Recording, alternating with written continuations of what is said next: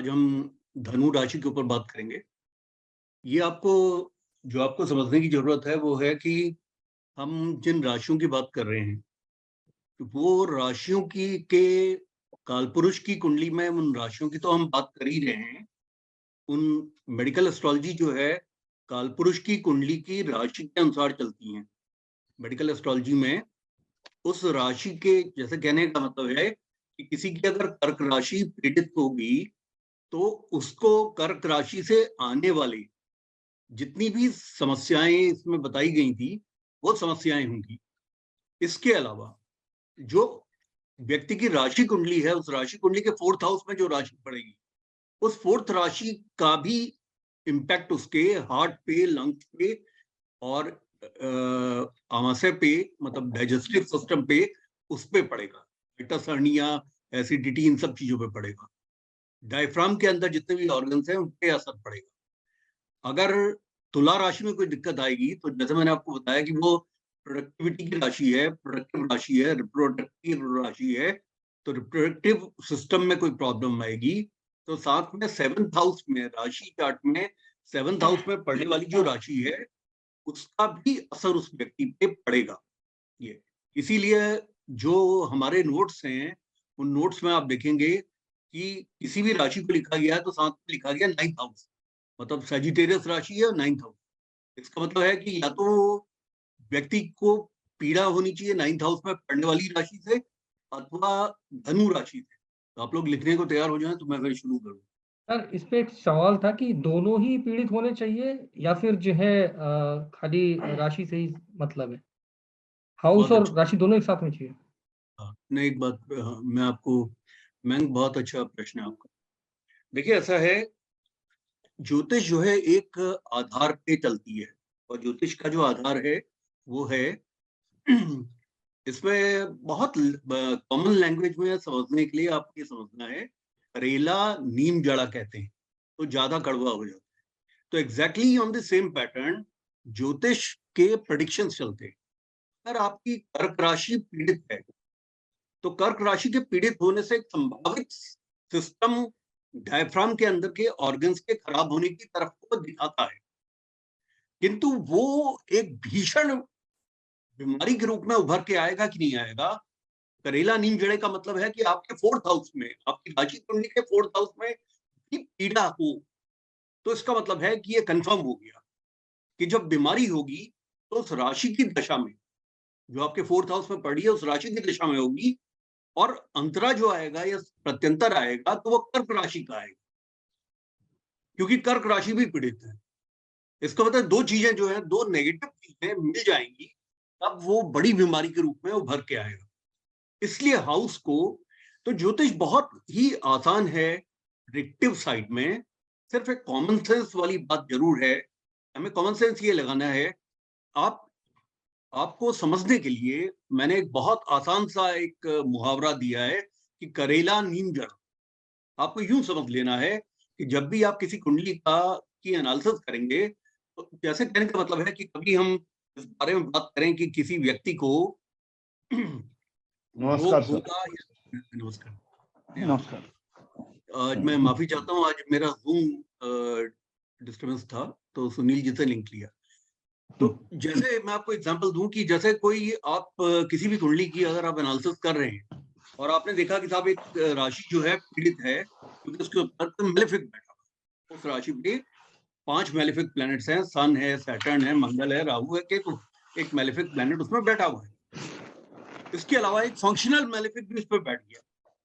Functional malefic कौन से होते हैं? त्रिशेडाई के Lord, third, sixth and 11th के लॉर्ड, या त्रिक भावों के लॉर्ड 6, 8, 12 का, वो भी बैठ गया साथ में, तो डबल हो गया।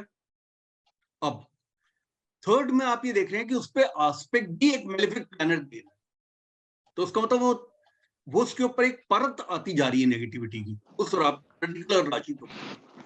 ये कॉमन सेंस ज्योतिष का है। ये वो थर्ड चीज आ गई कि एक आस्पेक्टिंग प्लैनेट भी नेगेटिव प्लैनेट है या मेलेफिक प्लैनेट है, या वो पापी ग्रह है, वो उस पर आस्पेक्ट दे रहा है, ऐसी स्थिति। अब रोगों के लिए बचपन से रोग नहीं होने वाले। बच्चे को ईश्वर ने बड़ा स्वस्थ बनाया है, और वो नेचर के अनुसार अगर उसका जीवन चलेगा,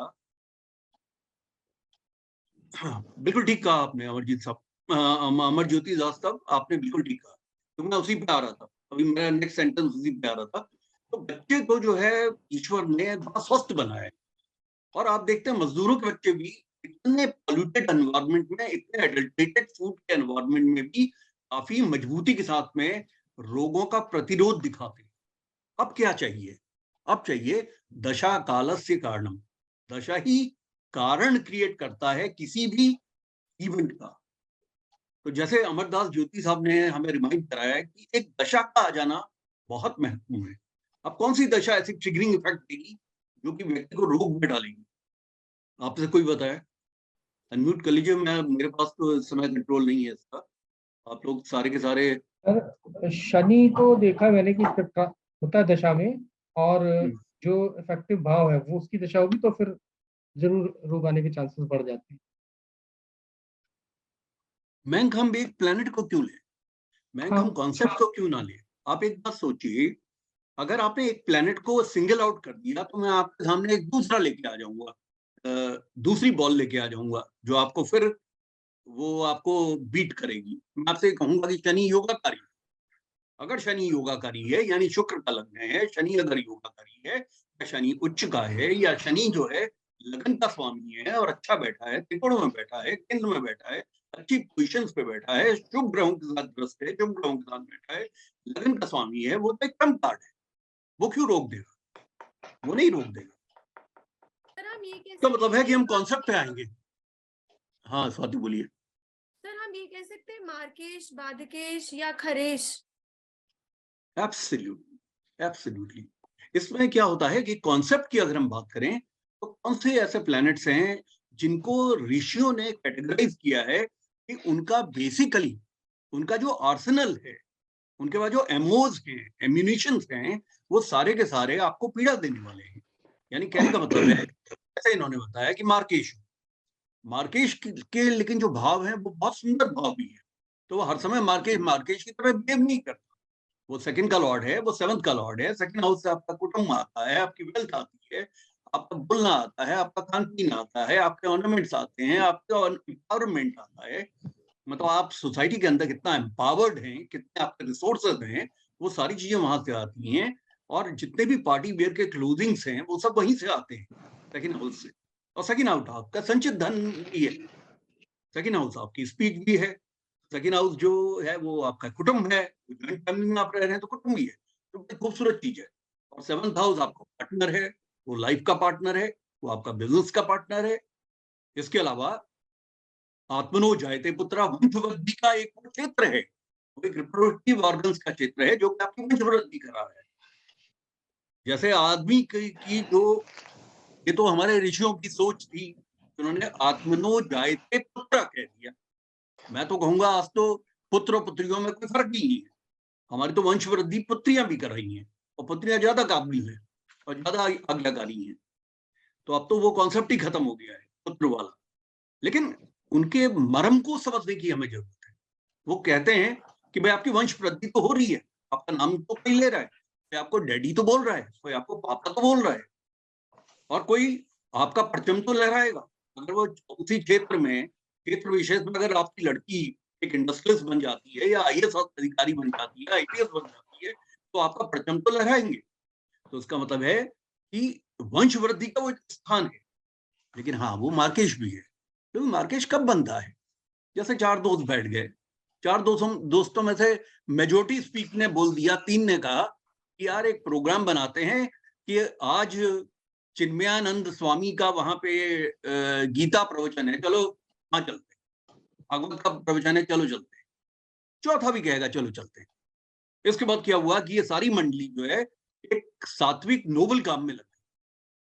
अब एक मेजोरिटी स्पीक के अंदर वो फंस गया, त्रिक के भाव के लॉर्ड्स के साथ फंस गया, बदकेश के साथ फंस गया, और वो प्लैनेट के मेजोरिटी जो फ्रेंड्स कह रहे हैं चलो यार एक दारू पार्टी करते हैं, या आज चलो चलो चलो आज जो लड़कियों को छेड़ के आते हैं, वो कहेगा हाँ चलो। तो मार्केश का ये होता है, मार्केश जब फंसता है बाधिकेश के साथ या बाधीश के साथ या त्रिक भावों के स्वामियों के साथ जो कि उद्दंड प्रवृत्ति के हैं, तब वो उनकी तरफ बिहेव करने लगता है, क्योंकि मेजोरिटी में वो आ गए। अब जब भी कभी हम दशा की विवेचना करते हैं तो हम महादशा, अंतरदशा, प्रत्यंतर दशा, सूक्ष्म दशा तक करते हैं, क्योंकि आप देखिए बहुत सी आपकी घटनाओं को एक्सप्लेन करने वाला प्रत्यंतर दशा का लॉट भी नहीं होता, क्योंकि वो भी कभी कभी 3 महीने का हो गया तो उसका मतलब 3 महीने के अंदर में एक्सीडेंट हुआ एक पर्टिकुलर दिन, ऑपरेशन हुआ एक पर्टिकुलर दिन, इसका मतलब सूक्ष्म अंतर का जो लॉर्ड है, क्योंकि ये 3 दिन 2 दिन 1 दिन के लिए आया है, वो इसमें जो है ज्यादा कारगर फैसला ले रहा है। तो इन 4 कंपोनेंट्स में मेजोरिटी ने कह दिया कि उद्दंडता करते हैं तो उद्दंडता में मार्केश बन जाएगा, मजबूर है, क्योंकि उसका एक पोर्टफोलियो है। ये तो उस तरह से हो गया कि किसी आदमी को मिनिस्ट्री शिप दे दी और साथ में उसको कहा कि तुम्हारे पास एक एडिशनल चार्ज है, तो एडिशनल चार्ज है तो उस ऑफिस में भी जाएगा, मिनिस्ट्री में भी जाएगा, वहां पे भी कुछ करेगा। सर तो यही मार्केश के साथ है। सर हम इसमें ये भी कह सकते हैं कि पापकत्री रेट्रोग्रेड या नीच के भी अपना ऐड करेंगे फिर वो। हाँ, ये तो बेसिक एस्ट्रोलॉजी के स्टूडेंट्स को समझने की जरूरत है। जब आप किसी ग्रह की पे पीड़ित होने की बात करते हैं तो फिर हैमिंग इफेक्ट भी आप देखते हैं, जो पापकत्री है तो उसका मतलब है कि वो नेगेटिव प्रभाव देने में सक्षम है। इसी प्रकार से आप उसका कंबशन देखते हैं, कंबस्ट होगा तो उसका मतलब अपनी पावर्स लूज करेगा। जो सक्षम है, एक सोचने वाली बात है कि अगर मेरा कोई रिश्तेदार अगर हष्ट पुष्ट बलिष्ठ है तो वो मेरा एक सहयोगी है और मेरा एक सपोर्ट सिस्टम है, मेरा सपोर्ट पिलर है। और वही अगर उसी को लेकर मुझे रोज अस्पताल जाना पड़े और वो अस्पताल की स्थितियों में है तो कमजोर है तो मेरा टाइम ड्रेन आउट करेगा। लेकिन वो मेरे ऑब्लिगेशन भी है, सामाजिक ऑब्लिगेशन है और मॉरल ऑब्लिगेशन है कि मैं उसके साथ खड़ा रहूं। लेकिन हम तो ज्योतिष के एंड रिजल्ट की बात, एंड रिजल्ट ये हुआ कि वो ड्रेन ऑन द रिसोर्सेस हो गया। यही कंबस प्लैनेट्स के साथ होता है। तो ये सारी चीजें कॉमन सेंस से जुड़ी हुई है कि एक तरह से आप देख रहे हैं कि वो रेट्रोग्रेड है, रेट्रोग्रेड होके भी वो अतिसारी हो गया। रेट्रोग्रेड जो प्लैनेट्स हैं वो भी अपने बिहेवियर को छोड़ देते हैं, उस बिहेवियर से अलग उसने बिहेव करना है। इसी प्रकार से वो प्लैनेट अगर कंबस्ट है तो वो कमजोर है तो अपनी निकृष्ट चीजों को निकाल के लाएगा, नेगेटिव चीज को निकाल देगा। इसी प्रकार से अगर कोई प्लैनेट जो है पापकर्त्री है, hemmed by the malefic planets on the second and the 12th house, तो उसका पापकर्त्री प्रभाव का एस्पेक्टेड बाय मेलेफिक है तो एस्पेक्टेड का मतलब आप जानते ही हैं कि उसके ऊपर एक प्रभाव पड़ रहा है नेगेटिव, उस प्रभाव से वो वंचित नहीं रह सकता। और किसी ने कुछ पूछना हो तो जी सर प्रणाम। मेरा ये क्वेश्चन था कि जैसे अभी कर्क राशि से हम ये देखते हैं कि चेस्ट वगैरह मेजरली हम पार्ट देखते हैं, वो कर्क राशि मान लीजिए कि 9th हाउस में है और 9th हाउस से हम जो है हाई देखते हैं, तो अगर 9th हाउस पीड़ित है तो वो कर्क राशि भी पीड़ित हुआ और वो 9th हाउस भी पीड़ित हुआ।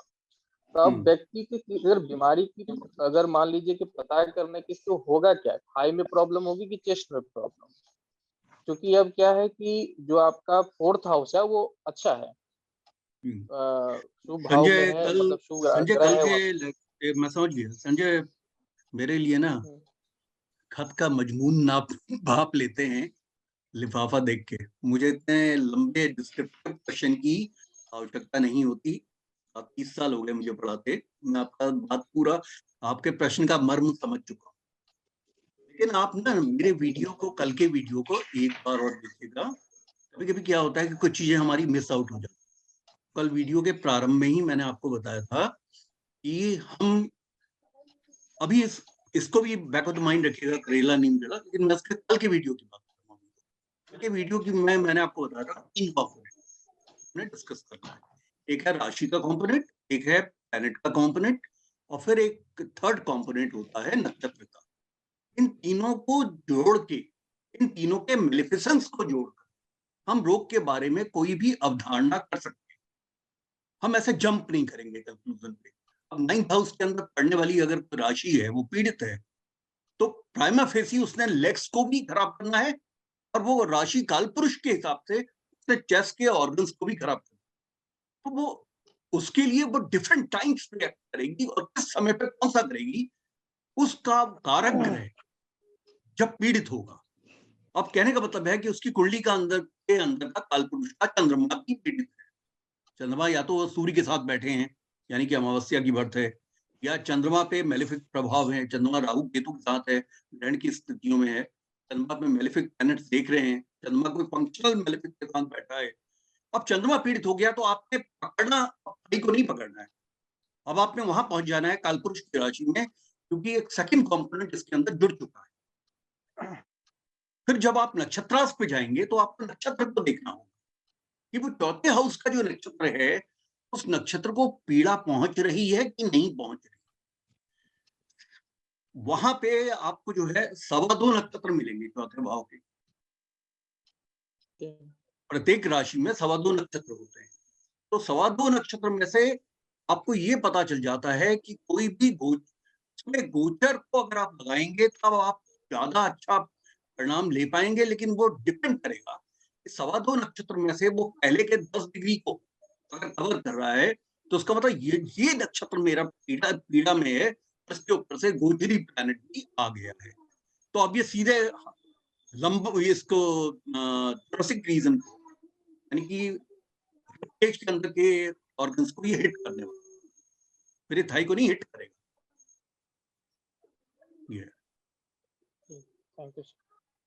ये बड़ा कॉमन सेंस जो अशुभ प्रभाव हम लेते हैं तो संजय एक बात तो आप सुनिए, ज्योतिष में वही आदमी सबसे ज्यादा तरक्की करेगा जो प्रश्न का उत्तर अपने ही दिमाग से लगाने की कोशिश करेगा, नमन करेगा, श्रद्धा रखेगा टीचर पर, और लेकिन अपना दिमाग लगाएगा, यार एक कॉमन सेंस लगा के देखता हूँ कि क्या होना चाहिए। और वो चीज उसको कब समझ में आने वाली है, उसको वो चीज समझ में आने वाली है जब वो अपना दिमाग लगाएगा, तो अपना खुद का कॉमन सेंस लगाएगा। यार एक सिंपल सी बात है कि हमारे गुरुजी ने कहा करेला नीम पर, और हमारे गुरुजी ने कहा तीनों के तीनों कंपोनेंट को देखो। जब तीनों के तीनों पीड़ित हो जाएंगे तो नेचुरली उनका पॉइंटर कहाँ जा रहा है। अब कहने का मतलब चंद्रमा भी पीड़ित हो गया, उसके जो चौथे भाव में पड़ने वाले नक्षत्र भी पीड़ित हो गए, और इसके अलावा कालपुरुष की राशि, चौथी राशि कर्क राशि पीड़ित होगी, तो उसका मतलब अब ये 9th से शिफ्ट होकर 4th पे आ गया, और ये 4th हाउस को हिट करने वाला। और मैं आपको बताऊं, प्रेडिक्शंस में कभी आप फेल नहीं होंगे अगर आप जितना अच्छा कॉमन सेंस लगाएंगे और प्रश्न का उत्तर अपने खुद के जहन से निकालेंगे। अगर आप खुद के दिमाग से प्रश्न को निकालेंगे, इसी तरह से जैसे कि लोग पजल्स खेलते हैं या सुडोकू खेलते हैं या इस तरह की चीजें खेलते हैं, आजकल तो बहुत से गेम्स आ रहे हैं वर्ड्स बनाने के, इंग्लिश के अल्फाबेट्स के वर्ड्स बना के, मेरी वाइफ की one of passion and hobby है, वो वर्ड्स बनाती रहती हैं, तो वो जो चेंज होता रहता है, फिर उसको मिलाती हैं, फिर वो अल्फाबेट्स से वर्ड्स बनते हैं। तो ये जो है, ये हम अपने दिमाग से क्यों लगा रहे हैं? इसलिए लगा रहे हैं क्योंकि ज्योतिष भी एक पजल है। उस पजल से बाहर निकलने का आसान तरीका क्या है कि आसान से आसान रास्ते से चला जाए, और उसमें हम बिल्कुल भी कोई भटकाव ना रखें, हमें सिर्फ कॉमन सेंस यूज करना है। यार एक सिंपल सी बात है कि ये भी पीड़ित है, तो ये भी पीड़ित है, और ये सारा पॉइंट कर रहा है 4th हाउस, क्योंकि कालपुरुष की कुंडली के अंदर वो चौथे भाव की राशि पीड़ित हो रही है, और चौथा भाव भी पीड़ित है, चौथे में का जो है लॉर्ड भी पीड़ित है। अब एडिशनल एक बात होगी, चौथे का लॉर्ड 2 हो गए, कालपुरुष में चौथे का लॉर्ड चंद्रमा है, लेकिन उसके चौथे हाउस का भी एक लॉर्ड है, उसका भी पीड़ित होना आवश्यक है। आज हम उस बारे में भी बात करेंगे, प्लैनेट्स के बारे में। कल हमारे क्वेश्चन आंसर नहीं हो पाए थे, तो आज मैं लीवे आपको दे रहा हूं कि आपको पूछना चाहे पूछ लें, लेकिन कॉमन सेंस को नहीं छोड़ना है, खुद के दिमाग से एक बार की फैसला करना है। मैंग जी ने अपनी तरफ से चेष्टा की, तो मुझे खुशी हुई कि उन्होंने यहाँ बताया कुछ, लेकिन मैंने उनको साथ में ये भी एक क्वेश्चन दिया कि हम एक प्लेनेट पे आधारित ना रहे, हम एक कॉन्सेप्ट पे आधारित। फिर स्वाति बोली तो उन्होंने कॉन्सेप्ट की बात कर दी, अभी कॉन्सेप्ट है। ये कॉन्सेप्ट क्यों है? क्योंकि हम मार्केश की बात कर रहे हैं, हम बादिश की बात करें, क्योंकि 12 के 12 लग्नों पे लागू हो जाने वाला है। एक प्लेनेट की बात करेंगे तो एक प्लेनेट पे आप गड़बड़ा सकते हैं। वो प्लेनेट हो सकता है उसकी कुंडली का ट्रम्प कार्ड, जैसे शनि है। अमिताभ बच्चन जो है कुंभ लगन के जातक हैं, उनका शनि चौथे हाउस में बैठा है, चौथे हाउस से राज सिंहासन देखते हैं, एसेट देखते हैं। एक कॉमन लाइफ से निकल के आए हुआ व्यक्ति, उनको कोई कोई उस पर कोई भी एस्पेक्ट नहीं है, कोई बेनिफिक प्लैनेट का एस्पेक्ट नहीं है। लेकिन आप देखिए कि ट्रम्प कार्ड होता है लगन का स्वामी। लगन का स्वामी शुक्र की राशि में बैठा हुआ है, अपने मित्र की राशि में बैठा हुआ है, और उसने राज सिंहासन की तरह ताजपोशी करा दी जंजीर की शूटिंग के रिजल्ट आते ही। उसके पहले की चाहे 7 फिल्में जो है उनमें वाहवाही भी की, अमिताभ बच्चन बहुत अच्छे एक्टर हैं, लेकिन वो किसी में भी उनको एट्रीब्यूट नहीं किया गया कि उनकी वजह से पिक्चर चला। चाहे वो आनंद चाहे हिट हुई, लेकिन कहा गया कि राजेश खन्ना की वजह से आनंद हिट हुई। लेकिन जंजीर आते ही क्योंकि शनि की महादशा भी, लगन के स्वामी की महादशा थी, उनके लगन के स्वामी की महादशा में अंतरदशा भी उसी का था। शनि में, शनि के अंतरे में उनकी ये जंजीर की जो है 1973 में रिलीज हुई। तो शनि तो वैसे ही ट्रम्प कार्ड है उनकी कुंडली का।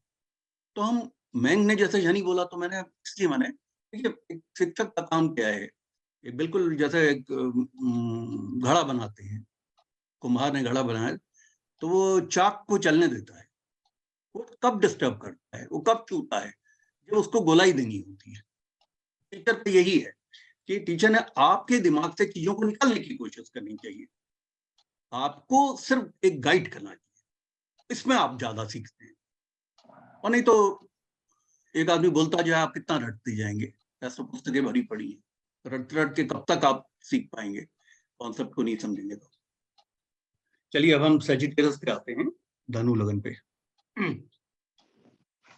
धनु लगन जो है वो हमारी थाइस को बताता है, यानी कि हमारी जंघा को बताता है। धनु लगन जो है लोअर लिम्स को रिप्रेजेंट करता है। इसके अलावा धनु लगन जो है जो सबसे बड़ी हड्डी है फीमर, फीमर हड्डी हमारी जंघा की हड्डी, उस फीमर को बताता है, फीमर हड्डी को बताता है। और साथ में धनु लगन जो फीमोरल आर्टरीज और वेन्स हैं, फीमर हड्डी है जंघा की, जैसे फीमोरल आर्टरीज हैं जो कि इसमें आपके जंघा में जो ब्लड को का फ्लो मेंटेन कर रही हैं, फीमोरल वेन्स हैं जो कि जंघा से इम्प्योर ब्लड को हार्ट की तरफ या बीना केवा की तरफ ले जा रही हैं, बीना केवा से वो हार्ट में जाता है। तो ये इसके अंदर आ गया। इसके अलावा वैदिक ऋषियों ने उस समय पे लिख दिया कि सैक्रल लंबर जो आपकी वर्टिब्रल कॉलम का जो पोर्शन है, नीचे का पोर्शन है, वो पोर्शन भी धनु राशि कवर करता है। बड़ा आश्चर्य होता है, मतलब आप समझिए कितने दिव्य दृष्टा हमारे लिए। इससे आने वाली जो डिजीजेस हैं, ऋषियों के अनुसार वो डिजीजेस हैं मेटाबॉलिक डिस्टर्बेंसेस की या इंडाइजेशन की। किसी की भी अगर धनु राशि पीड़ित होगी, उसको जो बीमारियां होंगी वो इंडाइजेशन की, यानी उसका जो है पाचन तंत्र उसका खराब होगा। अब ये प्रश्न उठता है कि कर्क लगन वालों को, मैंने आपसे कहा था कर्क लगन वालों को डाइजेशन की प्रॉब्लम होती है, जानते हैं क्यों? क्योंकि छठे भाव में उनकी धनु राशि पड़ जाती है, रोग के भाव में। इस वजह से कर्क लगन के जातक बाय एंड लार्ज आपको 99.9% लोगों के डाइजेस्टिव सिस्टम में प्रॉब्लम आपको दिखाई कुछ लेना भी है। अरविंद साहब, डॉक्टर अरविंद म्यूट कर लीजिए प्लीज, म्यूट कर लीजिए अपना वो, थैंक यू। तो जैसे इसमें क्या है कि मेटाबॉलिक सिंड्रोम में कोई डिस्टर्बेंसेस है मेटाबॉलिज्म को लेकर, या इसी प्रकार से इंडाइजेशन की कोई प्रॉब्लम है, तो धनु राशि के अंदर आती है। अब वेस्टर्न एस्ट्रोलॉजर्स क्या बोलते हैं? वेस्टर्न एस्ट्रोलॉजर्स ये कहते हैं, वेस्टर्न एस्ट्रोलॉजर्स ये बोलते हैं कि जो सैजिटेरियस राशि या 9th हाउस की जो राशि है, वो चूंकि एक तरह से ये तीर कमान की राशि है और ये बड़ी फार डिस्टेंस तक एक आदमी के मूवमेंट को दिखाती है, movement from one place to another place, उसको दिखाने वाली राशि है। तो इसका मतलब अगर सैजिटेरियस राशि के अंदर अगर कोई भी पीड़ा होगी तो उस पीड़ा का हमें जो इफेक्ट मिलेगा वो मिलेगा आदमी के मूवमेंट को इंपेयर करने वाला। एक आप देखते हैं कि लोग जो हैं, लोगों को चलने में मुश्किलात होती है, लोग आगे वॉक करने में उनको मुश्किलात होती है, इनका हाथ पांव जो है एकदम से जम जाते हैं थोड़े बड़े होने के बाद। इसी तरह की उनको प्रॉब्लम्स होती है मूवमेंट। तो मूवमेंट से संबंधित अगर किसी व्यक्ति को कोई प्रॉब्लम हो रही है तो वो प्रॉब्लम प्राइमरीली सैजिटेरियस राशि के पीड़ित होने से होगी। दूसरा, वेस्टर्न एस्ट्रोलॉजर्स कहते हैं कि जो हिप्स एंड थाइज में एक व्यक्ति के जो बटक्स हैं, हिप्स हैं और जो उनका थाई का जो पोर्शन है, इसमें अगर कोई भी प्रॉब्लम आएगी तो वो धनु राशि के पीड़ित होने की वजह से आती है। आदमी का जो लोअर स्पाइनल कॉर्ड है और आदमी का जो मूवमेंट है उसको ये धनु राशि रिप्रेजेंट करती है। इसलिए व्यक्ति को अगर सीधे खड़े होने में प्रॉब्लम आ रही है और उसको चलने में प्रॉब्लम आ रही है और वो लचक के चल रहा है या लिंपिंग कर रहा है तो वो धनु राशि के पीड़ित हुए बिना नहीं हो। अभी आप देखते हैं लोगों का एक्सीडेंट हो जाता है और एक्सीडेंट होने के बाद रॉड पड़ जाती है और वो लचक के चलने लगते हैं, तो ये धनु राशि निश्चित तौर पे पीड़ित होगी काल पुरुष के अंदर, तभी उसको इस तरह की कोई भी दिक्कतों का सामना करना पड़ेगा।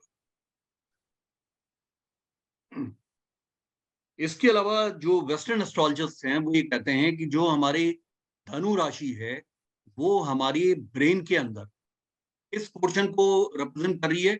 वो कहते हैं कि जो लेफ्ट सेरिब्रल हेमिस्फीयर है हमारे ब्रेन का उसको भी रिप्रेजेंट करती है। लेफ्ट का मतलब वो आपके राइट का हो गया। लेफ्ट वाला जो पोर्शन होता है आपका ब्रेन का वो आपका थॉट प्रोसेस का है, वो आपके एनालिसिस का है, वो आपके कर्म का है, कर्म प्रधान है। वो क्रिएटिविटी का नहीं है लेफ्ट वाला, राइट वाला क्रिएटिविटी का है। लेफ्ट सेरिब्रल हेमिस्फीयर को वो कवर कर रही है। और इसके अलावा वो आपकी आईज का जो फोकस है, जैसे कहने का मतलब है कि धनु राशि के अंदर अगर आपकी धनु राशि में कोई भी पीड़ा होगी तो आप कभी आईज को फोकस नहीं कर पाएंगे। अब मेरी आंखों की तरफ मत देखते रहिएगा, कई बार मैं कैमरे की तरफ देखता हूँ, कभी मैं आपकी तरफ देखता हूँ, आप कहें जी आपकी धनु राशि का क्या है।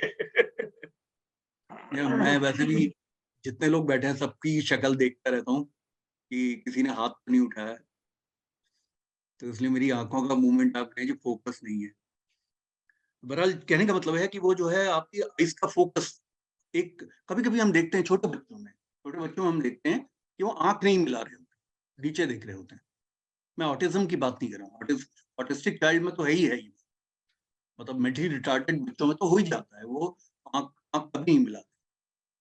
मर्करी राइजिंग मूवी थी ब्रूस विलिस की, उसमें वो बच्चे को दिखाते हैं ऑटिस्टिक चाइल्ड होता है तो कभी भी आंख मिला के नहीं देख रहा है, हमेशा वो दूसरी तरफ देख रहा है। बहुत अच्छी मूवी है, आप देखिएगा मर्करी राइजिंग, बहुत अच्छी मूवी है ब्रूस विलिस की। उसमें तो वो आंखों को नहीं देख रहा है, वो हमेशा उधर ही देख रहा है दूसरी तरफ को, तो बार बार कहते हैं आप मेरी तरफ देख।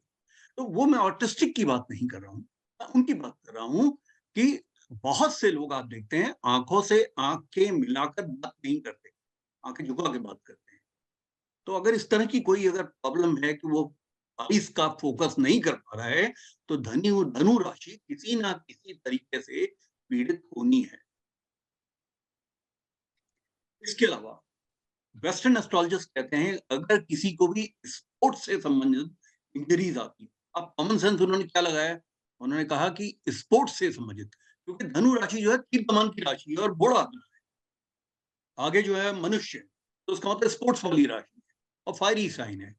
तो उसका मतलब है कि स्पोर्ट्स में अगर किसी व्यक्ति को इंजरी होगी तो वो एसोसिएटेड होगी सैजिटेरियस राशि के ऊपर मंगल के प्रभाव को लेकर या शनि के प्रभाव को लेकर।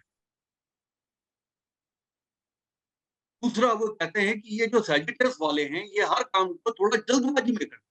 तो Jan Patrick Rider, Jan Rider Patrick, उनका उनका ये कहना है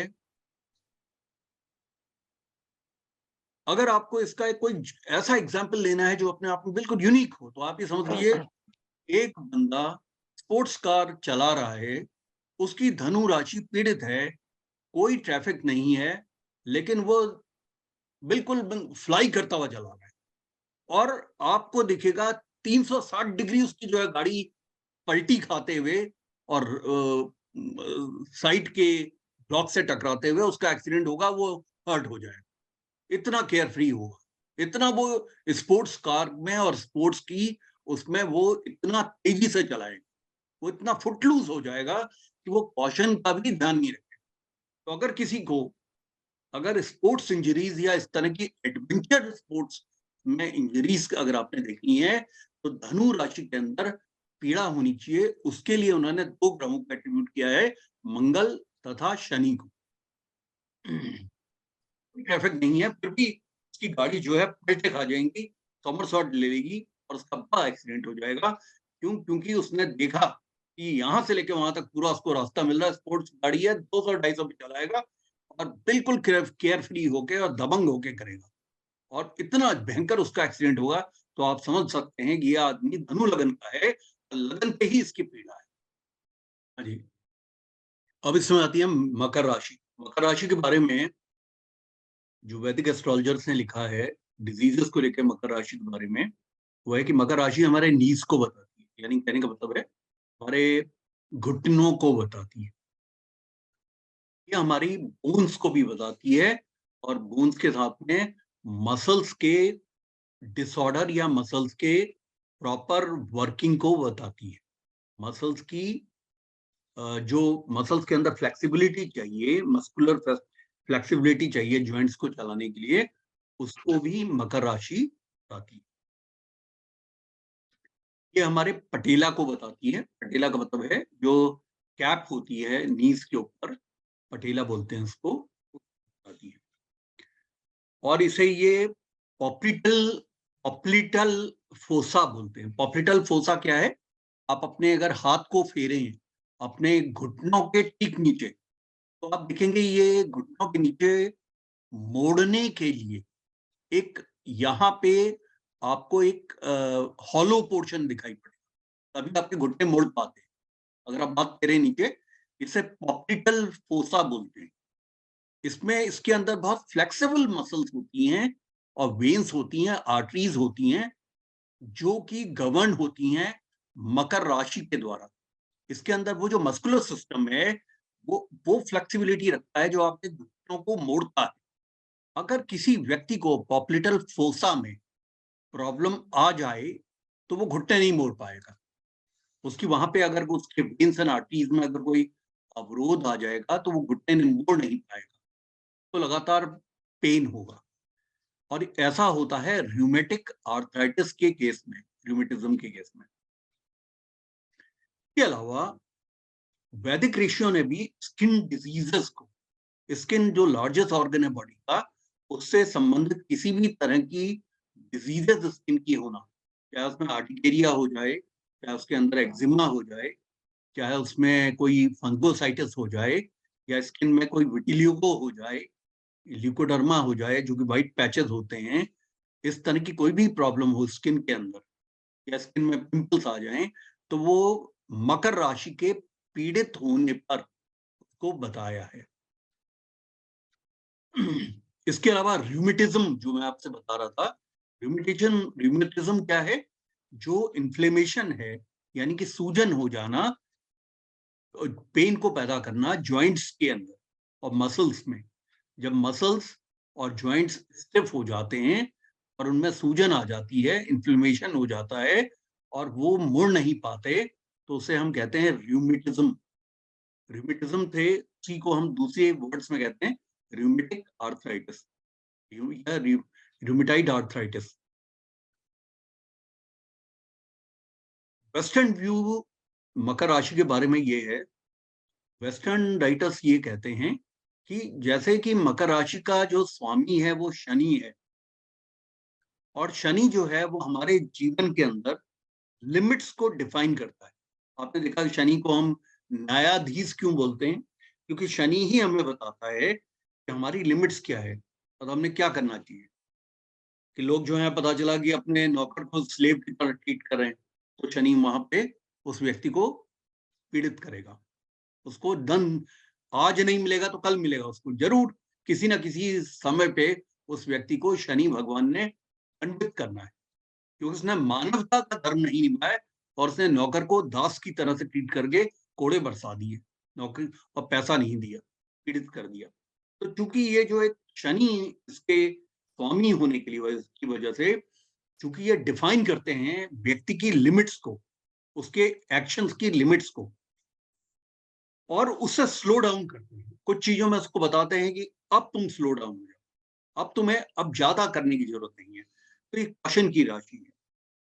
तो इसीलिए क्या होता है कि ह्यूमन बॉडी के अंदर वेस्टर्न एस्ट्रोलॉजिस्ट कहते हैं कि ह्यूमन बॉडी और स्ट्रक्चर में अगर कहीं पे भी स्लो डाउन दिख रहा है, चाहे वो ग्रोथ का स्लो डाउन है, किसी ऑर्गन का स्लो डाउन है, मस्कुलर सिस्टम का स्लो डाउन है, या कोई भी ऐसा स्लो डाउन है जो कि उसके ग्रोथ को इंपेयर कर रहा है, तो रोक रहा है, तो इस मकर राशि के पीड़ित होने पर ही होगा।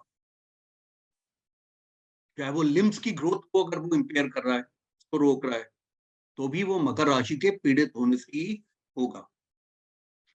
और वो कहते हैं कि बॉडी का जितना भी लार्ज ऑर्गेनाइजेशन ऑफ बॉडी है, उस बॉडी के ऑर्गेनाइजेशन को प्रॉपर तरीके से रेगुलेट करने का काम मकर राशि करती है। और इसको उन्होंने इससे भी संज्ञा दी है कि क्यों स्किन जो है इसके अंदर आती है, क्योंकि बॉडी के पूरी लार्ज बॉडी कहां से कहां तक है उसको स्किन स्किन ही उसकी ढकती है। स्किन उसकी लिमिट्स का डिसीजन लेती है। मतलब उसके स्किन जो है उसके स्कैल्प से लेकर और उसके पांवों के सोल ऑफ द फीट तक है। तो वो एक तरह से वो भी डिफाइनिंग स्किन जो है वो हो गई, उसकी बॉडी के स्ट्रक्चर को डिफाइन कर रही है। तो इस राशि को उन्होंने बहुत महत्वपूर्ण माना है, स्किन की राशि को माना है इसकी। और ये रेगुलेटरी फंक्शन जितनी भी बॉडी के हैं, पूरी बॉडी को सुचारू रूप से चलाने के लिए उसके देवों को उन्होंने शनि को माना है और उसकी राशि को मकर राशि को माना है। इसके अलावा उन्होंने कहा है कि गॉल ब्लैडर है, मतलब हर वो ऑर्गन जो बॉडी के डिफरेंट ग्रोथ पैरामीटर्स को डिसाइड करते हैं। गॉल ब्लैडर है, कैल्शियम का मेटाबॉलिज्म है, कैल्शियम क्यों जरूरी है बोन्स के स्ट्रक्चर के नॉरिशमेंट के लिए। आप देखते होंगे कि लेडीज को कैल्शियम की कमी हो जाती है, उनको कैल्सीफॉल 500 वो खाती हैं ज्यादातर, और खास तौर पर डिलीवरी के पहले, डिलीवरी के टाइम पर उनको दिया जाता है कैल्शियम की टैबलेट्स वगैरह 500 पोटेशियम एमजी में। तो ये कैल्शियम क्या है, ये बोन के बच्चे के बोन्स के स्ट्रक्चर के लिए भी हेल्दी माना जाता है, और उनके खुद के स्ट्रक्चर के लिए भी, उनके अपने स्ट्रक्चर के लिए भी हेल्दी माना जाता है। फिर वो कहते हैं कि ये जो साइन है आपका कैप्रिकॉर्न, ये साइन आपका जॉइंट्स के लिए है, कैल्शियम मेटाबॉलिज्म के लिए है, गॉल ब्लैडर जो ग्रोथ का पैरामीटर्स करता है उन रेगुलेटरी फंक्शंस के लिए है, एंडोक्राइनल ग्लैंड्स जो इतना सीक्रेशन कर रही है बॉडी के पूरे मेटाबॉलिक एक्टिविटीज को सुचारू रूप से चलाने के लिए, उन पैरामीटर्स को भी ये राशि ही संभालती है। इसके अलावा वो कहते हैं अगर ये राशि पीड़ित हो जाए तो एंटी पेरिस्टेलिक मूवमेंट्स हो जाते हैं। अब ये वर्ड आपको समझना होगा, एंटी पेरिस्टेलिक मूवमेंट्स वाले आपके पास पेशेंट आ सकते हैं। ऐसा होता है जैसे हमारी एडवांस लाइफ होने लगती है, तो एडवांस लाइफ में क्या होता है, पेरिस्टेलिक जो मूवमेंट्स हैं, पेरिस्टेटिक मूवमेंट्स हैं, वो क्या है कि जो सॉफ्ट मसल्स हैं हमारी डाइजेस्टिव कैनाल की, वो आटे की चक्की की तरह से चलते चलते फूड को आगे को धकेलती हैं। एंटी पेरिस्टेलिक मूवमेंट्स कहते हैं जब इंटेस्टाइन उस मूवमेंट को रिवर्स ऑर्डर में चलाने लगे, और जो वहीं से आपके छोटे इंटेस्टाइन से ही खाने के अंदर का जो सत्व है, उस सत्व को बॉडी एब्जॉर्ब करती है। यानी वहीं से वो बॉडी जो है जितना भी नॉरिशमेंट है वो बॉडी इंटेस्टाइन से ले रही, इंटेस्टाइन के जो तंतु हैं वही उसमें से सत्व खींचते हैं before it is converted into a waste product. वहां पे क्या है कि उनके हिसाब से एंटी पेरिस्टेलिक जो पेरिस्टेल्टिक जो मूवमेंट है, वो जो प्रॉब्लम होती है वो प्रॉब्लम छोटी प्रॉब्लम नहीं है, वो वर्ल्ड की nearly about 30% old age advancing as में लोगों को हो जाती है। इसलिए इस वर्ड को डालना जरूरी है। मतलब आप समझिए कि 30 से 40% लोगों को ये जो anti peristaltic movement intestine reverse order में काम करने लगे। ये प्रॉब्लम जो है 30 से 35% लोगों को ओल्ड एज के अंदर वर्ल्ड ओवर हो रही है कि उनका खाना पच नहीं रहा है। उनके खाने में क्या है कि वो इंटेस्टाइन का जो फंक्शन है, जो आगे को धकेलने का, वो पीछे को धकेल रहा है, इसलिए वो कॉन्स्टिपेशन में सफर कर रहे हैं। 3 दिन 4 दिन तक वो रिलीव नहीं हो पाते। इसमें कॉन्ट्रैक्शन हो जाता है इंटेस्टाइन का, और उससे क्या होता है, अपोजिट डायरेक्शन में, नॉर्मल डायरेक्शन से अपोजिट डायरेक्शन में फूड का प्रवाह होना शुरू हो जाता है। कई बार तो ये सिचुएशन इतनी ज्यादा टफ हो जाती है कि डॉक्टर्स को बाकायदा ऑपरेशन करके उन आंतों को हटाना पड़ता है, आंतों के उन पोर्शन, जैसे श्री अमिताभ बच्चन जी के साथ हुआ, गट्स रिमूव करने पड़े, उन्हीं को बोलते हैं गट्स। आपको याद होगा लीलावती हॉस्पिटल में इनका, अमिताभ बच्चन जी का 2 बार ऑपरेशन होता है गट्स रिमूवल का, क्योंकि एंटी पेरिस्टाल्टिक जो मोमेंट है, बड़ी कॉमन प्रॉब्लम है, ये एडवांस एज की बहुत कॉमन प्रॉब्लम है, और 60 वर्ष से ऊपर के लोगों को बहुत ज्यादा होती है। इसीलिए 60 वर्ष के बाद में लोग कहते हैं कि साहब हमारे तो पिताजी को या हमारे दादाजी को तो सब कॉन्स्टिपेशन हो गया, उनको तो 3-4 दिन तक वो रिलीव ही नहीं हो पाते और बहुत डिस्कम्फर्ट में है। तो लोग समझाते हैं इसबगोल दो, वो कहते हैं कि इसबगोल तो बहुत खाते हैं, इसबगोल तो कोई खाते नहीं है।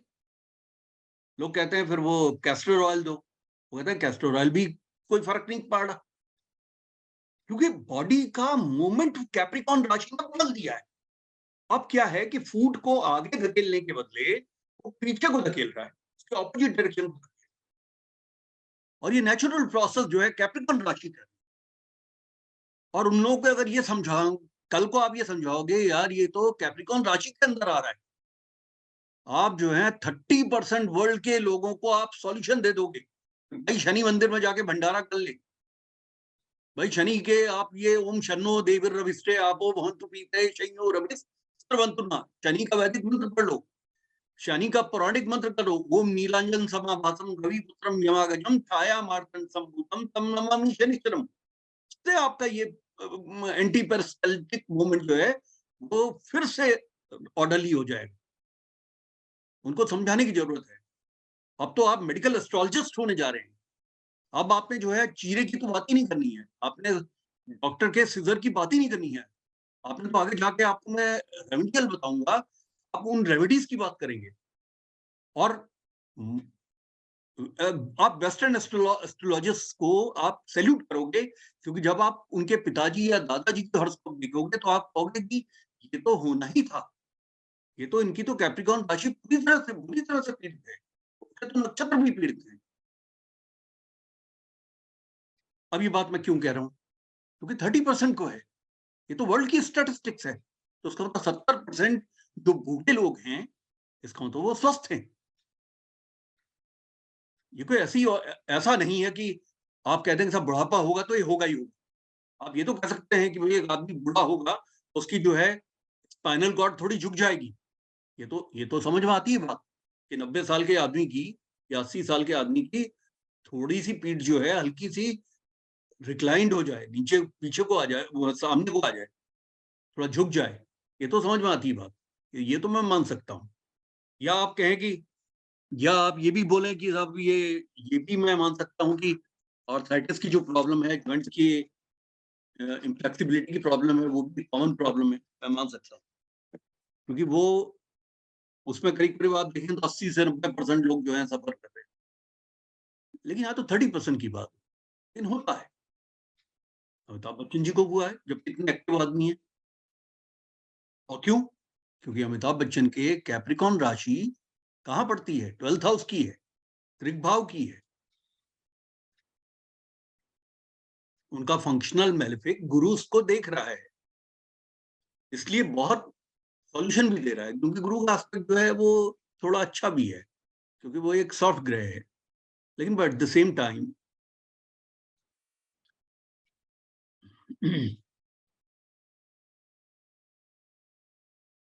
दूसरा वेस्टर्न एस्ट्रोलॉजर का एक ऑब्जर्वेशन ये है कि जब भी चंद्रमा कैप्रिकॉर्न राशि में होता है चंद्रमा जिस समय मकर राशि से गोचर कर रहे होते हैं, उस समय दी गई दवाएं पेशेंट को 0% का असर दिखाती है। वो ये क्वेश्चन करते हैं, वो कहते हैं कि हमने बहुत सैंपल स्टडीज किए हैं और हमने इस निष्कर्ष पे हम पहुंचे हैं कि हम कह तो नहीं सकते हॉस्पिटल में कि मत दो दवाई, लेकिन जिस समय 2.25 दिन का गोचर मकर राशि से चंद्रमा का चल रहा है, उस समय उस दवा का बिल्कुल असर पेशेंट पे नहीं होने वाला, जब तक कि वो मकर राशि को छोड़ के चंद्रमा आगे नहीं निकले। तो उसका क्या मतलब हुआ? अगर आपने किसी अपने पेशेंट को, कल को आपके पास भी पेशेंट्स आएंगे, आप डॉक्टर नहीं है लेकिन अब पेशेंट भी आएंगे जब उनको पता चलेगा कि आप मेडिकल एस्ट्रोलॉजिस्ट हैं, अगर उसने कोई नई दवाई शुरू करनी है तो आपने कहना है कि यार 2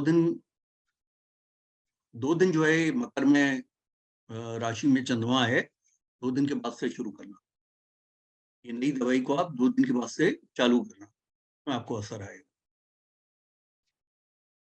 कोई सुपरस्टिशन वाली बात नहीं है, ये एक ऑब्जर्वेशन की बात है। वेस्टर्न एस्ट्रोलॉजर्स सुपरस्टिशन नहीं है, वो अपने ऑब्जर्वेशन आपको बताते हैं। दूसरा, कैप्रिकॉर्न राशि के बारे में एक दूसरा ऑब्जर्वेशन वेस्टर्न एस्ट्रोलॉजर्स में डॉक्टर डेविड क्रॉली ने बोला है कि कैप्रिकॉर्न राशि जो है आर्टीरियोस्क्लेरोसिस जो होता है उसकी राशि मानी जाती है। अब ये एक वर्ड और आया नया आपके डिक्शनरी के अंदर, आर्टीरियोस्क्लेरोसिस। आर्टीरियोस्क्लेरोसिस का मतलब ये होता है कि ह्यूमन बॉडी के अंदर जो पतली पतली जो कैपिलरीज हैं या पतली वेन्स और आर्टरीज हैं, सबसे पतली, वीना केवा वगैरह तो इतनी मोटी है, जुगुलर वेन भी इतनी मोटी है कि आप देख सकते हैं उसके अंदर एक पंच घुस जाएगा जो यहाँ से आपके ब्रेन में लेके जा रही है। लेकिन कुछ ऐसी आर्टरीज हैं, कुछ ऐसी वेन्स है, जैसे लेफ्ट एंटीरियर डिसेंडिंग आर्टरी है, बिल्कुल इतनी पतली है कि बहुत पतली है। ऐसी जो पतली आर्टरीज हैं या कैपिलरीज हैं या वेन्स हैं, वो अगर अवरोध में आ जाती हैं तो उसके लिए पूरी तरह से कैप्रिकॉर्न राशि जिम्मेदार है और उस बीमारी को बोलते हैं आर्टीरियोस्क्लेरोसिस। और ये अवरोध किससे होता है? एक्सेस कोलेस्ट्रॉल का ब्लड में होने की वजह से। इसका मतलब इसमें 2 कंपोनेंट जुड़ गए, एक तो स्मॉल आर्टरीज एंड कैपिलरीज हैं और जो है ब्लड के अंदर कोलेस्ट्रॉल ज्यादा फ्लो कर रहा है, तब ये बीमारी बनेगी आर्टीरियोस्क्लेरोसिस।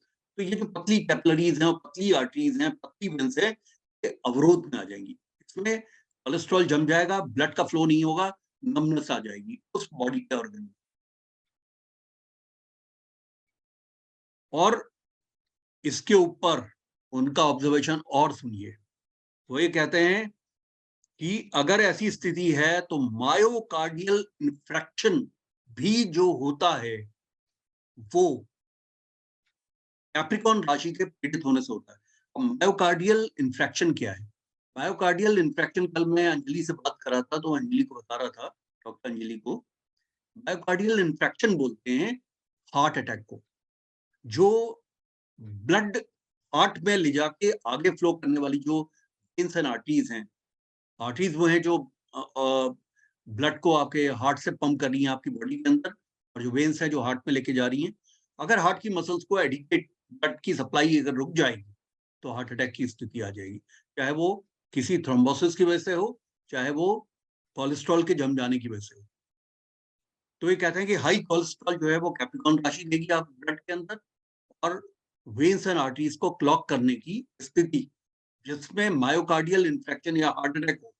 हार्ट अटैक का जो मेडिकल टर्मिनोलॉजी में जो नाम है वो है मायोकार्डियल इन्फ्रैक्शन। और इसी का उल्टा, जो हार्ट से जो ब्लड फ्लो हो रहा है पूरे बॉडी ऑर्गन में, उसको बोलते हैं वो अगर अवरोध हो जाए तो उसको बोलते हैं इस्कीमिया। कल की क्लास में डॉक्टर अंजलि के साथ में डॉक्टर अंजलि ने मुझसे प्रश्न इस्कीमिया का पूछा, जिसमें हार्ट पंप करके ब्लड को बॉडी के डिफरेंट ऑर्गन्स में लेके जा रहा है। She might have got in touch with some patient जिसको इस्कीमिया की प्रॉब्लम हो, वहां अवरोध हो रहा है, वो अवरोध होगा तो आपके जिस ऑर्गन में भी ब्लड का फ्लो रुकेगा उस ऑर्गन में काला पड़ जाएगा, उस ऑर्गन में ऑक्सीजन नहीं जाएगा, उस ऑर्गन में ब्लड नहीं जाएगा तो ऑक्सीजन नहीं जाएगा कि कोशिकाओं में, तो वो ऑर्गन नमनेस की तरफ चला जाएगा। और मायोकार्डियल इंफ्रेक्शन क्या इसका उल्टा है, जो वेन्स आपकी जो है ब्लड को ले जा रही हैं फ्लो कराने के लिए हार्ट के पास, हार्ट की मसल्स को अगर एडिक्वेट ब्लड का फ्लो नहीं मिलेगा उसके रुक जाने की वजह से, तो मायोकार्डियल इंफ्रेक्शन या हार्ट अटैक की स्थिति बनती है। वो भी कैप्रिकॉर्न राशि पर आधारित है। अभी कितना बड़ा खुलासा हो गया, अभी कितना बड़ा खुलासा हो गया, बहुत बड़ी बात हो गई। इसका मतलब है कि वेस्टर्न एस्ट्रोलॉजिस्ट ने एक्चुअल में कुछ काम किया है जो हमारे जैसे लोगों को बहुत फायदा देने वाला है। हमें तो ऐसे टिप्स मिलते जा रहे हैं उनके लिटरेचर को पढ़ के कि कल को हम पिन पॉइंट कर पाएंगे। और जैसे मैं आपको समझाऊंगा कि पीड़ित हैं कैसे पकड़ना है, वैसे तो कई बातें आप कॉमन सेंस से समझने लगे हैं कि पीड़ित को पकड़ा कैसे होता है, लेकिन मैं आपको और भी कुछ इनपुट्स दूंगा और राइटिंग मटेरियल दूंगा, आप उसको बिल्कुल आइडेंटिफाई कर पाएंगे, हाँ ये पीड़ित है और किस मुकाम पे जाके ये पीड़ा निकलने वाली है और कौन सी दशाओं में निकलेगी। फिर तो आपके कॉलर्स सब जो है खड़े हो जाएंगे, आप कहेंगे अब आने दो किसी भी MSN FRCS लंदन को, और हम भी कोई कम नहीं, हम किसी से कम नहीं।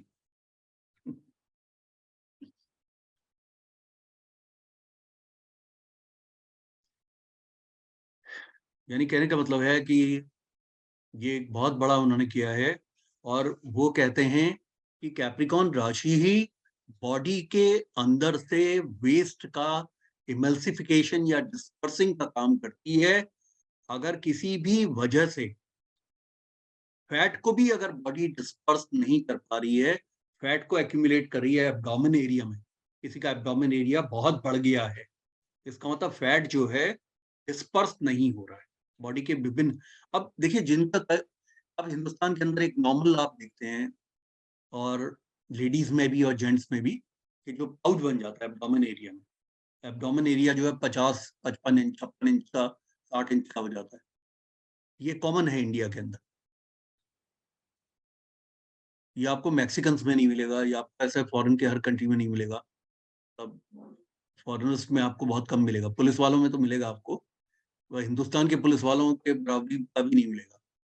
लेकिन एब्डोमेन एरिया में फैट जो है डिस्पर्स नहीं हो रहा है, जमता जा रहा है जमता जा रहा है। तो इसका मतलब क्या है कि बाइल प्रोडक्शन का कुछ ना कुछ डिस्टर्बेंस है बॉडी के अंदर। वो ये कहते हैं कि बाइल का जो प्रोडक्शन है, जो गॉल ब्लैडर है जो बाइल को स्टोर कर रहा है और वही फैट का डिस्पर्शन या मल्टीप्लिकेशन करता है, उस तरह की प्रॉब्लम्स अगर आ रही हैं तो भी कैप्रिकॉर्न राशि के पीड़ित होने की वजह से आ रही है। अब आप लोगों को एक क्लू मिल गया, आप में से बैठे हुए लोग अपने कौंध पे हाथ लगा रहे होंगे और कह रहे होंगे कि आज तो हमको बहुत बड़ा सूत्र मिला है, आज शनि देवता को छोड़ेंगे नहीं, तब तक हम पांव पकड़ के रखेंगे शनि देवता के, जब तक कि हमारी वेस्ट लाइन 52 इंच से घटा के 35 या 34 पे लेके ना आ जाए। तो ये कैप्रिकॉर्न राशि है। तो अब आपने देखना है कि आपकी कैप्रिकॉर्न राशि पे कौन बैठा है, और आपने देखना है आपकी कैप्रिकॉर्न राशि पे कौन से नक्षत्र बैठे हैं, उनके नक्षत्रों के देवताओं की पूजा करें, कैप्रिकॉर्न राशि पर बैठे हुए ग्रह की दान पुण्य पूजा पाठ करें, और कैप्रिकॉर्न राशि को देखें कि कितना पीड़ित है और या शनि कितना पीड़ित है, और शनि देव की पूजा करें तो आपकी जो 56 इंच की तौंद है वो रिड्यूस होके वो 30-32 पे लेके आ जाएंगे। आपको ये सोच रहा हो यार मेरे तो बड़ी ट्राउजर्स खरीदे हैं, मेरी तो सारी जीन्स और ट्राउजर्स वेस्ट हो जाएंगे, ये ना देखें, क्योंकि सबसे बड़ा रिस्क हमारे शरीर के लिए एब्डोमेन एरिया का फैट ही होता है और हार्ट की प्रॉब्लम्स वगैरह को लेके आता है। इसके बाद आती है आपकी एक्वेरियस साइन यानी कि कुंभ राशि। कुंभ राशि को वैदिक एस्ट्रोलॉजर्स ने कहा है ये हिप्स की राशि है, ओवरऑल ब्रीदिंग एक्वेरियस साइन के अंतर्गत आती है। मतलब कुंभ राशि आपकी ओवरऑल ब्रीदिंग और आपके ऑक्सीजन लेवल को, ब्लड के ऑक्सीजन लेवल को बताती है। इसीलिए आप जानते हैं कि कालपुरुष के अंदर ये 11वें भाव की राशि होने की वजह से ये रिकवरी की राशि भी मानी जाती है।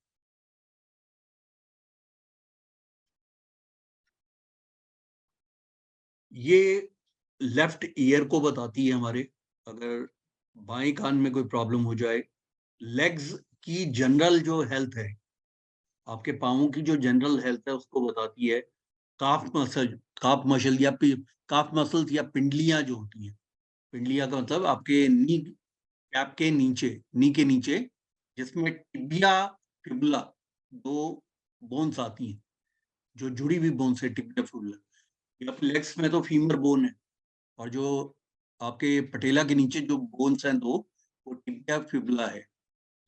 हाथों में जो है वो रेडियस अल्ना है, और यहाँ ह्यूमरस, ये ह्यूमरस है, ये रेडियस अल्ना। ये सब हम बात करेंगे जब हम स्केलेटल सिस्टम में आएंगे, उनके ग्रहों को देखेंगे तब हम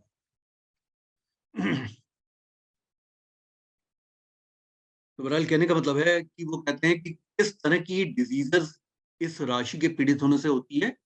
वैदिक ऋषियों के अनुसार गाउट यानी गठियावात जो होता है, र्यूमेटिज्म या र्यूमेटिक आर्थराइटिस इन जनरल, ये कुंभ राशि के पीड़ित होने से होता है।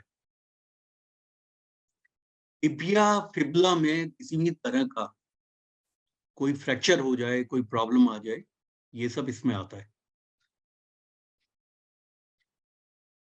वेस्टर्न एस्ट्रोलॉजर्स कहते हैं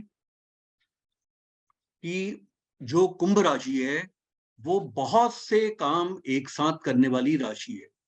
यानी कहने का मतलब है कि हमारे शरीर के साथ उन्होंने उसको लिंक अप किया है कि शरीर के अंदर भी बहुत से फंक्शंस हैं, उन फंक्शंस को कोऑर्डिनेट करना, कोऑर्डिनेटेड वे में उनको सुचारू रूप से चलाने में कुंभ राशि का बहुत बड़ा हाथ है। तो उसका मतलब शनि महाराज के पास में दोनों ही ऐसी राशियां पड़ रही है जो बॉडी के अपकीप के लिए, एक तो स्ट्रक्चर के लिए, स्केलेटल सिस्टम के लिए, और एक जो है बॉडी के मेटाबॉलिज्म के लिए, और एक तीसरा स्किन के लिए, और चौथा जो है बॉडी के डिफरेंट ऑर्गन्स के कोऑर्डिनेटेड एक्शन के लिए। तो उसका मतलब दोनों राशियों पे शनि देव का पूरा कब्जा हो गया। तो उसका मतलब शनि देव की आरती तो उतारने का बनता है, पूजा करने का तो बनता है।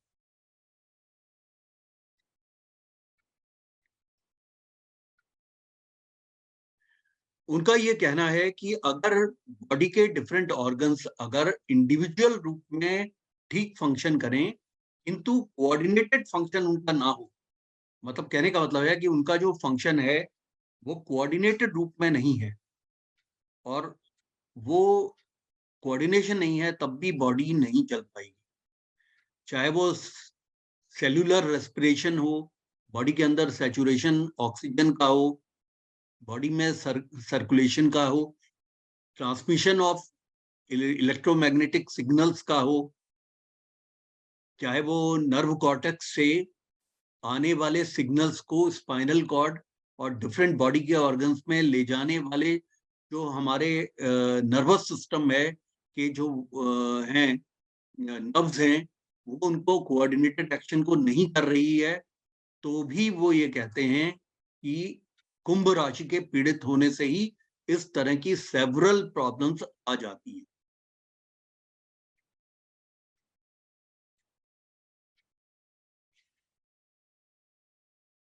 यहां तक कि उन्होंने कहा है कि कॉर्टिको स्पाइनल जो ट्रैक्ट है, कॉर्टिको स्पाइनल ट्रैक्ट क्या है कि सेरिब्रल कॉर्टेक्स जो हमारा है, उससे स्पाइनल कॉर्ड के अंदर जो पूरा मोटार एंड सेंसरी नर्व्स का जो सिस्टम है, जो बॉडी के अंदर ये बताती हैं कि कब हमें क्या कॉशन लेना है या क्या मूवमेंट हमने कब करना है, उस पूरे मूवमेंट को कुंभ राशि ही गवर्न करती है। और पूरा सेलुलर सिस्टम जो हमारा है, मतलब सेल्स का जो सिस्टम है, उसके वाइटलिटी के लिए कुंभ राशि का बिल्कुल without any kind of problems, उसका बिल्कुल वाइटल होना बहुत आवश्यक है। और ये बात हमने देख ली है। आप देखिए अमिताभ बच्चन जी के लगन का स्वामी, कुंभ का स्वामी अपने मित्र की राशि में बैठा है। आप देखिए आज इस 80 इयर्स की एज में कितना कितना वाइटलिटी वाला चेहरा, इतने गट्स निकालने के बाद भी, इतने बड़े एक्सीडेंट के बाद भी आज भी 40 साल के आदमी की तरह की एक्टिंग करते हैं। मतलब जिसे कहना चाहिए कि सेलुलर सिस्टम जो उनका है, सेल्स का जो सिस्टम है, पूरा फुल वाइटलिटी दिखाता है। वो डांस करने की पोजीशन में है, वो इतने जो है रीटेक एंड रीटेक वो करके वो फिल्मों के अंदर आते हैं और इसे केबीसी में आते हैं, और इतना माइंड उनका जो है फर्टाइल है। वो सब क्यों है? क्योंकि जो सेलुलर सिस्टम की जो वाइटलिटी है, हर सेल के सिस्टम में ऑक्सीजन का एडिक्वेटली पहुंचना और उसका इंटीग्रेटेड वर्क करना और वाइटल रहना, मतलब वाइटलिटी के साथ रहना, उसके अंदर एक एनर्जी का फ्लो होना, वो कुंभ राशि पे आधार है। कुंभ राशि का शुभ होना बहुत जरूरी है। तो वो कहते हैं कि अगर कुंभ राशि अगर पीड़ित है तो एक तो कुंभ राशि का आपको इलाज करना है, और वेस्टर्न एस्ट्रोलॉजर्स ये भी कहते हैं कुंभ राशि पीड़ित होने पे व्यक्ति को फ्रेश एयर की जरूरत है, उसको घूमना फिरना चाहिए, उसको वॉक करना चाहिए, उसको जो है अपने हॉलीडेज को उसको बाहर ऐसे ही हिल्स एरियाज में जाके बिताना चाहिए जहां पे उसको मैक्सिमम फ्रेश एयर मिल सके। और डॉक्टर डेविड ट्रॉली तो जो कि वो हैं आपके अष्टांग योग के पंडित हैं, तो वो तो कहते हैं कपालभाति, भस्त्रिका, अनुलोम विलोम, जो चीजें आपके बॉडी के अंदर में ऑक्सीजन का सैचुरेशन बढ़ाती है, वो करने से आपकी कुंभ राशि। हाँ जी, ठीक है जी। तो अगर इस तरह की कोई भी चीज आती है तो वो उन चीजों के स्थिति को लेकर, वो ये कहते हैं भस्त्रिका है और ये आपके कपालभाति है, अनुलोम विलोम है, ये सब करना चाहिए ताकि आपका ब्लड के अंदर ऑक्सीजन का सैचुरेशन बढ़े। कुंभ राशि अगर पीड़ित है तो ऑक्सीजन आपकी कंस्ट्रेंड होगी, कम होगी। ये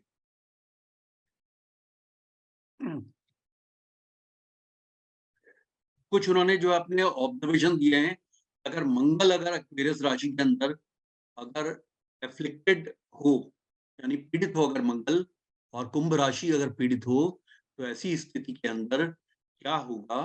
वो ये कहते हैं कि इंट्रावीनस इंजेक्शंस लगाने पर व्यक्ति को इन्फेक्शन हो सकता है या उसको नुकसान हो सकता है। तो वो कहते हैं कि हमारा ऑब्जर्वेशन है कुछ केसेस में कि जिन लोगों का मंगल कुंभ राशि भी पीड़ित थी और मंगल कुंभ राशि में ही बैठे थे, पीड़ित कुंभ राशि के अंदर, तो उनको अगर इंट्रावीनस इंजेक्शन अगर दिए गए, इंट्रावीनस का तो वेन्स के अंदर जब इंजेक्शन लगाए जाते हैं, तो उनको रिएक्शन हो गया, सेप्टिसीमिया हो गया, उनको बीमारी बढ़ गई। ये अब इसके बाद आती है मीन राशि। मीन राशि हमारे पांवों की राशि है और ये ब्लड की डिजीजेस की राशि है। ब्लड की कोई भी इम्प्योरिटीज जो है मीन राशि के अंतर्गत आती है। हमारी जो लेफ्ट आई है वो मीन राशि में आती है। पाँव के जो टोज हैं, यानी कि जो पाँव में जो हमारे ये हैं, जो उंगलियां हैं और अंगूठा है, ये इसके अंदर आती हैं।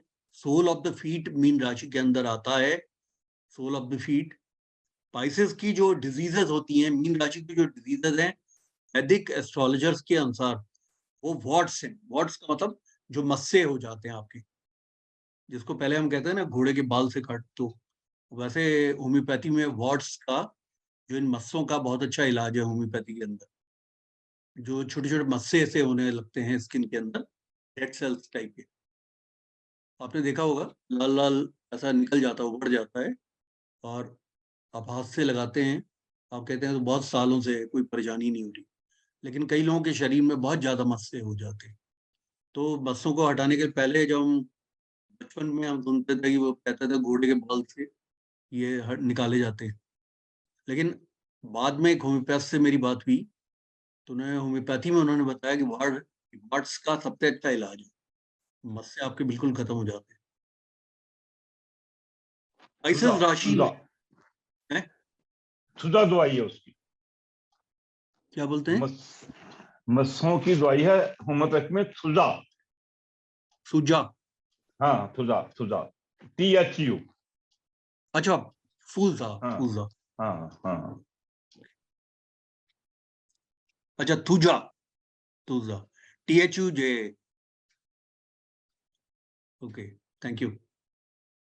अभी आप में से किसी को जरूरत होगी लिख लीजिए। वैसे तो खैर अब आप लोगों के सहभागी और गुरु भाई आपकी यहाँ डॉक्टर पूनम हैं, जो कि होम्योपैथिक डॉक्टर हैं, वो आपको हेल्प भी कर पाएंगी।